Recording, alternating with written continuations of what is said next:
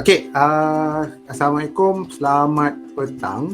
Okay, so welcome to my class untuk K01, K02, K03 dan juga K13.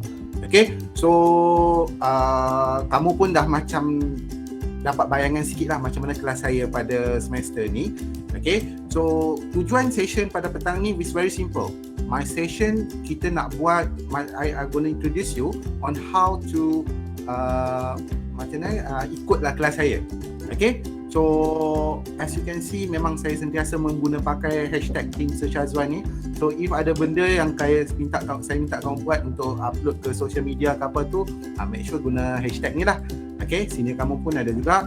So I am from Azkaban Virus Production. It's actually my own production yang mana saya prepare untuk material for the courses lah. Okay, so alright. So session petang ni simple saja. Dia akan jadi lebih pada macam mana cara kamu nak ikut kelas saya. Okay, so that was the plan lah. Okay, so kita terus tengok siapa saya sebenarnya. So I'm actually known as Mr. Shazwan. Okay, kalau nak panggil Sir Shazwan ke Mr. Shazwan ke, it's up to you. And this is my phone number 0135184857. So phone number saya ni kamu boleh guna lah. Kalau let's say kamu boleh personal message saya kalau kata ada certain problem ke apa. If you cannot attend the classes, please do let me know. Okay, awal-awal ni saya beritahu kalau ada apa-apa masalah yang menghalang kamu ikut kelas ke, any problem, okay, please do let me know. Okay, sebab saya bukannya seorang yang kuku besi yang mana you have to do this according to my way, tak. Okay, I have my own flexibility yang mana kamu boleh what do we say, kita boleh play around lah. Okay, as long as you please do let me know. So a little bit nak show off jugalah. Okay, I'm actually graduated from University of Southampton. Okay, with degree in pure chemistry, and then I did my postgraduate certificate of education. This is actually my teaching training lah in St. Mary University di London. And then after that I did my master. I completed my master in 2019 part time, masa mengajar dekat sini sambil tu lah juga buat master, ulang alik lah ke KK. Okay, in science education. Okay, so this is who I am. So apa lagi ya? In term of pencapaian saya, average saya every semester around quarter of my student mesti dapat A. Okay, let's say 25 to 30% of my student will get A. Itu memang wajib dan saya tidak pernah ada lagi pelajar yang gagal di dalam kelas saya. Okay, bukan nak riak lah. Okay, tapi that is an achievement yang mana saya rasa macam I still can maintain after 7 years at batch of teaching, masih lagi boleh maintain, tidak ada kegagalan tu. Okay, bukannya saya macam kalau kamu gagal kamu tak boleh masuk kelas saya, tak. Okay, kita akan cuba bantu kamu untuk capai your full potential. Okay, remember one thing, untuk kelas saya bukan target A, tak. Saya target cuma peningkatan kamu. Okay, so kamu jangan risau kata saya masuk sini result SPM saya tak okey lah apa semua. Jangan risau sebab saya pun dulu SPM saya untuk semua subjek sains saya C. Saya bukannya budak pandai, tapi saya masuk sistem metrik, saya buat program 2 tahun. Okay, and then after that I managed to maintain my 4 flat, and then after that saya dapatlah sambung belajar and so on. Okay, so tak kisahlah result apa pun kamu dapat. Okay, sebelum ni itu cuma di cerita lama. Sekarang ni apa kita nak buat, cerita baru, kita nak buka buku baru. Okay, masih ada peluang untuk berubah lagi. Okay, kita boleh ubah corak hidup kita. Okay, right, jangan risau. Okay, so saya terus pada pentaksiran untuk SK015. Okay, SK015 Sains Kimia. Okay, 0 ni adalah level foundation, 1 adalah semester 1, 5 adalah 5 jam kredit. Okay, itu tak penting sangat. Okay, yang penting dekat sini adalah kita punya pentaksiran is actually 60% examination and 40% continuous assessment, TB. Okay, penilaian berterusan. Okay, 60% examination, 40% continuous assessment. Untuk 60% examination, what you have to know is kita pecahkan kepada 2. Yang pertama adalah summative test, yang kedua adalah final exam. Untuk summative test ni ataupun kita panggil dia sebagai UPS, okay, your seniors might know UPS ni adalah kita bagi soalan-soalan yang berbentuk summative ada sebanyak 3 kali dalam satu semester. Okay, 3 kali tu dia akan berlaku pada week 8, week 12 dan juga week 15. Yang mana setiap minggu ni actually dia ada chapter-chapter yang kita akan cover. Okay, untuk UPS 1, okay, dia cover chapter 1 and chapter 2. Untuk UPS 2, dia akan cover chapter 3 and chapter 4. Dan UPS 3, dia akan cover chapter 5 and chapter 6. Chapter 7 tidak akan dinilai dalam summative test ni. Okay, dan dia soalan, biasanya kita buat soalan berbentuk MCQ, multiple choice question, yang objektif lah yang kita boleh pilih. Untuk soalan final exam pula, final exam dia adalah 40%. Okay, 40%. Dia akan test semua chapter kecuali chapter 3. Okay, kita akan cover semua chapter kecuali chapter 3. Okay, so for your information, this semester kita ada 7 chapter. Okay, kita akan discuss semua chapter, kita akan lalu semua chapter sama berat macam biasa pun, walaupun tak masuk dalam final exam, dia ada kepentingannya di sini. Tapi cara pentaksiran, cara pelaksanaan untuk final exam akan dimaklumkan kemudian, sebab semester ni kita dapati bahawa proses PDP berjalan secara online. So macam mana cara nak laksanakan tu akan dimaklumkan kemudian. Okay, itu adalah berkaitan assessment untuk SK015. Okay, now kita tengok untuk next one, which is continuous assessment, your PB. Okay, continuous assessment ni adalah 40%. 40% bermaksud kita bahagikan kepada 3 komponen. Komponen yang pertama adalah manipulative skill, lepas tu report writing dan juga assignment. Okay, manipulative skill adalah 10%. 10% ni basically macam mana kita tengok skill kamu, your basic understanding untuk kemahiran-kemahiran dalam makmal. Okay, so in this semester kita tidak ada lab session. So, kita tidak ada physical lab session. Maksudnya kamu tak akan buat eksperimen dekat dalam lab. Obviously lah kan, sebab kamu berada di rumah. So apa yang berlaku dekat sini adalah kamu punya kemahiran manipulatif tu akan dinilai dari segi pengetahuan kamu. Okay, so soalan dia macam mana saya tak boleh bagi tahu lagi, sebab benda ni adalah bentuk satu untuk ujian yang akan dimaklumkan kemudian. Bila pelaksanaan dia, kita akan laksanakan dia pada minggu ke-9 dan minggu ke-10. Okay, so itu adalah untuk manipulative skill. Okay, so manipulative skill dengan report writing dia datang hands in hands. Maksudnya dia adalah komponen amali. Okay, so for your information, daripada 100% penilaian kamu, quarter of it or 25% of it is actually from your lab. Okay, untuk report writing pula, kita akan tengok kemahiran kamu menulis lab report. Dan lab report yang kamu perlu tulis mestilah fully, maksud complete that report yang kamu kena rangka dari awal sampai habis. Okay, so itu adalah untuk report writing. Okay, dia tak sama macam sebelum-sebelum ni. Kalau sebelum ni saya boleh beritahu kamu, dalam lab kamu akan buat eksperimen, kumpul data, lepas tu kamu akan fill in the blank, kamu akan jawab template. But in this semester, kamu akan jawab complete full report writing. So this is the skill yang mana saya akan emphasize later on. Okay, dalam minggu ni saya akan release satu video berkenaan macam mana nak tulis a good lab report. Alright, so itu adalah report writing. Next one is actually for assignment. Assignment kita akan release pada minggu ke-10. Okay, saya akan release pada minggu ke-10.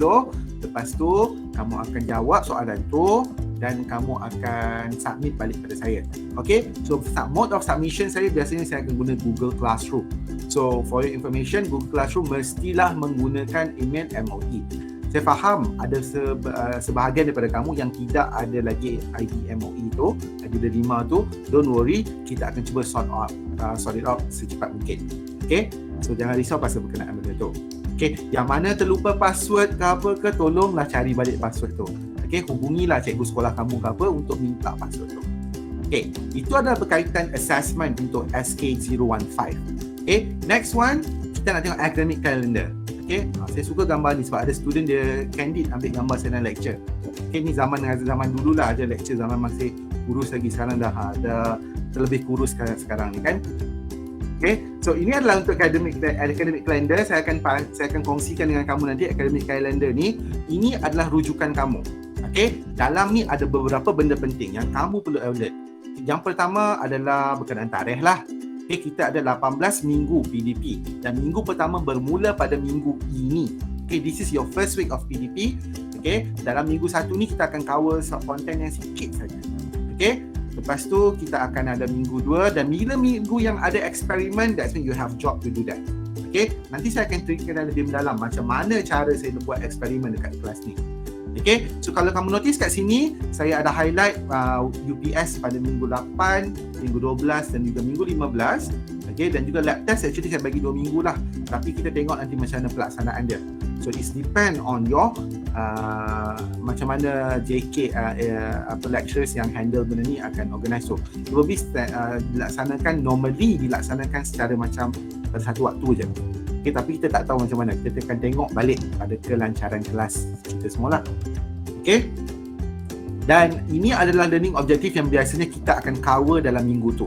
Jangan risau nampak banyak, don't worry. Saya punya track record paling bagus saya pernah habis syllabus dalam minggu ke-12, 13 tu saya dah habis syllabus. Okay, tak apa, jangan risau. Kita akan go through one by one. Alright? So, itu adalah berkenaan academic calendar. Lepas tu, kita akan tengok macam mana session kelas saya, apa yang akan berlaku. So, basically, session dan kelas saya ni saya akan bahagikan kepada 3 sesi lah. Yang pertama adalah lecture session, yang kedua adalah tutorial session, dan yang ketiga adalah lab session. Okay, ada 3 session dalam kelas. Okay, tetapi for your information, untuk lecture session saya akan buat secara asynchronous. Okay, mode untuk pengajaran online ni ada 2, synchronous dan asynchronous. Apa yang kita tengah buat sekarang ni adalah synchronous. Okay, serentak semua orang satu lesson berlaku. Okay, asynchronous is saya akan bagi material, kamu akan buat. Okay, ada yang buat cepat, ada yang buat lambat and so on lah. Okay, semua benda ini kamu kena tengok video lecture tu di dalam YouTube. Okay, video lecture akan dimuat, telah pun dimuat naik di dalam YouTube. Okay, sepanjang satu sesi lepas, saya record semua video lecture. Okay, dalam tu ada video lecture, you have to watch the video. Okay, mesti tengok video tu. Okay, itu satu. Yang kedua, kamu mesti buat nota. Okay, saya tidak akan bagi PDF notes. Saya tak akan bagi tu. Kamu mesti buat nota. Nota tu mesti ditulis tangan. Ada reason kenapa saya minta kamu tulis nota tu. Kerana bila kita tengok saja satu video tu, kamu tengok je, kamu nganga je, nanti kamu tidur. Okay, the learning process won't happen there. At least bila kamu tengok dan kamu tulis nota tu kamu kena baca. You have to read. Untuk tulis something, you have to read, you have to listen. So the learning process is happening there. Okay, so memang benda ni saya buat dari dulu lagi. You are quite lucky sebab kalau senior kamu yang dulu-dulu tu, apa yang berlaku adalah saya ajar lecture kat depan. Okay, dalam lecture tu lah menulis nota. Okay, that is my style. Okay, so nota tu mesti ditulis tangan. So nak tulis nota dalam mana? Nak tulis dalam buku ke, you nak buat dalam foolscap ke, it's up to you. You nak salin words by words from the video ataupun you nak buat macam mind map ke, it's up to you. It is your creativity. Okay, and semua nota-nota yang telah ditengok dan ditulis ni mestilah dimuat naik ke dalam GC sebagai bukti kamu dah buat melalui proses lecture. Okay, this is how I monitor you lah. Kamu kena upload dalam Google Classroom. Okay, so nanti saya akan bagi due date. Okay, lecture 1, lecture 2. Okay, tolong upload dalam tolong muat naik nota kamu, saya nak check. Okay, I will check it from Google Classroom. Okay, so saya memang akan maximize lah penggunaan Google Classroom. Kenapa? Sebab saya adalah Google Certified Educator. So memang saya akan all out penggunaan GC ni. Okay, itu untuk lecture. Kalau tutorial pula, tutorial ni memang kita akan buat biasa guna Google Meet ataupun Telegram. Tengok pada kesesuaian. Untuk tutorial, saya lebih fokus kepada merawat dan juga penyelesaian masalah. Okay? Untuk merawat dan penyelesaian masalah ni, saya akan tengoklah macam mana kamu progress. Kamu akan diberi satu set soalan tutorial. Okay? Dan soalan tutorial tu saya akan upload dalam GC. Nanti dalam GC tu kamu akan buat dan kamu akan jawab, dan kita akan bergerak based on your progress. Okay? Bukan masuk macam hari ni mesti semua orang akan buat benda sama, tak. Okay, kita akan tengok pada progress kamu. So it's more flexible. So kalau macam contoh tutorial session tu, let's say kita minta benda tu dielakkan lah. Contoh macam ada kawasan yang line internet cuma ada waktu malam je. Okay, orang-orang yang terlepas pada sesi pagi, yang nak masuk sesi malam tu, saya boleh atur dalam benda tu. So ini actually saya akan bagi flexibility, kita akan tengok kelonggaran pada tu. Okay, memang kamu akan rasa macam ketinggalan, tapi kita akan cuba tolonglah seberapa banyak yang mungkin. Okay, we try to help you as much as I can. Bukan masuk pada sesi 6 jam tu macam petang ni 2 jam ni kita akan buat full on online 2 jam. Tak. Okay, saya pun ada empathy saya sendiri, saya pun faham bahawa kamu punya keperluan untuk menggunakan internet tu sangat berat. Okay, ada kawasan memang tak ada line langsung. So I try to help as much as I can daripada bahagian saya. But I also hope the similar effort lah daripada kamu. Okay, so kamu akan diberi soalan untuk dijawab dan juga kamu akan ada set quizzes. Okay, quiz saya akan bagi sama ada dalam bentuk Google Form ataupun guna quizzes ataupun guna add puzzle. Ada banyak mode of assessment saya boleh buat. Apa tujuan quiz ni? Quiz ni lah saya akan guna untuk sort kamu. Okay, kamu akan jawab quiz ni semua, saya akan sort kamu, saya akan letak kamu according to your ranking. Okay, daripada situ saya boleh buatlah treatment. Okay, kumpulan yang atas macam ni. So, disebabkan saya ni sangat fan Harry Potter, so kali ni saya akan sort kamu according to Harry Potter jugalah. Okay, so housing system tu akan masih lagi samalah. Okay, those yang berada di atas akan ada reward. Okay, akan ada reward. Kamu akan kumpul points. Yang di bawah, yang ada improvement naik atas pun akan ada reward. Reward system tu masih lagi ada. Cuma hadiah dah tak tahulah macam mana. Kalau macam sebelum ni, apa saya buat adalah saya minta dia orang kumpul point. So paling macam lepas tu dia lepas kumpul point tu semua, and then after that dia boleh redeem lah. Contoh macam 20 points dapat redeem satu burger McD. Macam tu lah. Okay, so that was the plan untuk tutorial session. Okay, so yang lain semester ni actually untuk kamu punya lab session. Your lab session, kita ada satu yang kamu perlu tahu adalah kita punya eksperimen is virtual. Kamu kena sama ada tengok video ataupun ada simulation yang kamu kena guna satu software ataupun kamu buat sendiri eksperimen di rumah. Okay, so bukan semualah eksperimen di rumah tu kena buat. Okay, so untuk lab ni perlu tahu kita ada 3 komponen. Yang pertama adalah pre-lab, lepas tu lab session and then post-lab. Okay, kita tengok dulu untuk pre-lab. For pre-lab, dalam pre-lab ni kamu dikendaki menjawab soalan pre-lab. Soalan pre-lab tu akan diberikan dan kamu dikendaki menjawab soalan pre-lab tu, dan kamu kena jawab juga satu set Google Form berkenaan that experiment. Okay, this is for me to test whether you watch or not the video, you read or not the lab manual. Okay, ada lab manual diberikan. Lab manual tu digunakan untuk kamu baca, kamu tengok macam mana eksperimen tu dibuat. Okay, dan kamu akan jawab soalan teori berkaitan dengan pre-lab. Okay, ini semua akan berlaku di luar kelas. Maksudnya saya tak akan buat macam okay 1 jam ni kamu kena buat, tak. Saya akan bagi awal so that kamu boleh buat dalam minggu tu sebelum datang ke kelas saya. Disebabkan kelas kita pada hari Rabu dan hari Khamis, kamu ada banyak masa di awal minggu tu untuk set something. Okay, so you can figure out lah macam mana nak buat tu, yang mana nak buat dulu. Okay, untuk lab session, for your lab session, kamu dikehendaki menonton video lecture, video eksperimen tu. Video eksperimen telah dibuat dan lama dah ada koleksi link tu. Nanti berkenaan eksperimen tu saya akan berikan. Okay, so since saya yang susun takvim tu, saya akan arrange dia according to, kalau minggu tu kita belajar pasal empirical formula, eksperimen dia pun akan berkaitan empirical formula juga. So kita akan relate dengan tu. So you can nampak lah hands in hand macam mana teori dan juga praktikal tu bergerak seiringan. Okay, so kamu dikehendaki tengok video tu. Lepas tu kamu juga dikehendaki menggunakan data tu untuk menulis lab report. Lab report mesti dah fully yang penuh. Okay, I know some of you akan kata, kalau kawan ni buat lab report, saya pun akan ambil salin pada dia saja.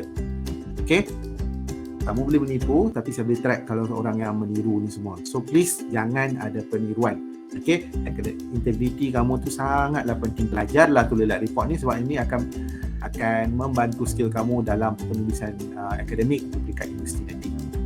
Okay, ni pun berlaku di luar kelas. So apa yang berlaku dalam kelas? So post lab akan berlaku di dalam kelas. Dalam post lab ni saya akan tengok lab report yang kamu dah siap submit ke dalam GC.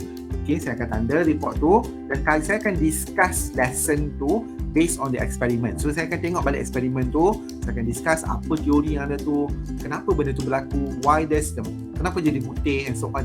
Those are the things yang kita akan discuss dalam lab tu. Bukan sekadar discuss jawapan, tapi lebih menengok dengan lebih critical lagi, how do we conduct this experiment.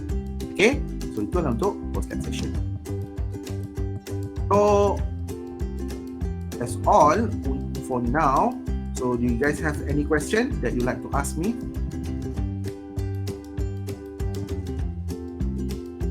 No. No? Oh, ketua kelas? Formula, no sir. No? Siapa ada ni? Oh, ada 90 orang. Alhamdulillah. Actually, sir, I have questions. Yes, please. Okay. Kalau about the note yang mau upload to GC, kalau dia buat note dekat phone, is it acceptable juga atau Boleh. Boleh. Okay, sir. Sir, saya mau tanya. Ya, please, saya tuan.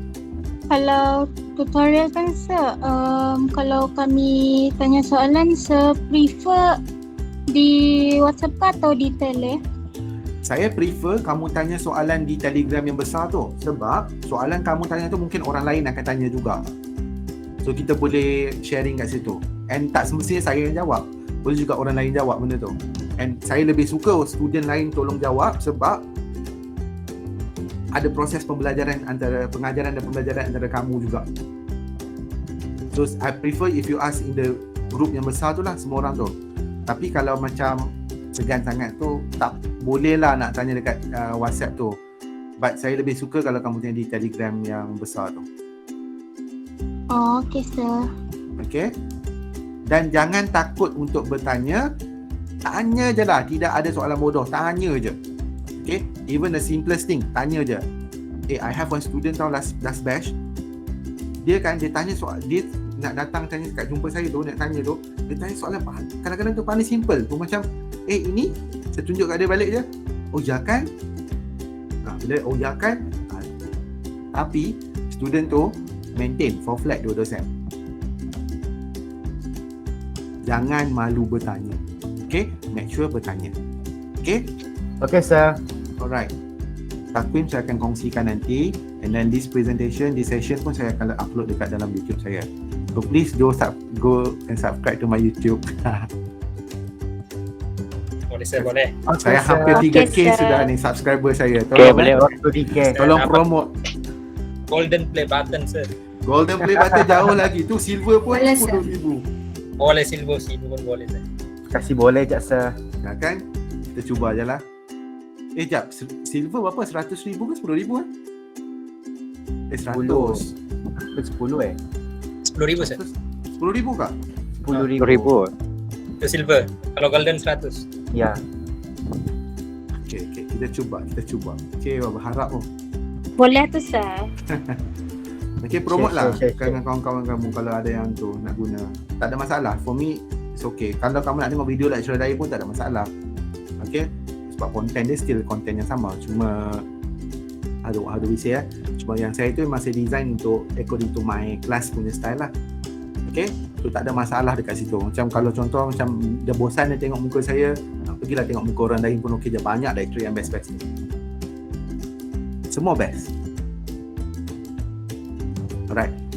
So kalau tidak ada apa-apa lagi dan tidak ada apa-apa soalan, attendance kamu pun saya dah ambil. So kita akan jumpa esok lah. Okay, so saya akan jumpa K01 dulu.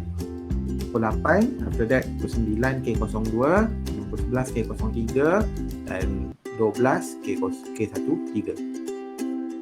Okay, so itu saja. Thank you.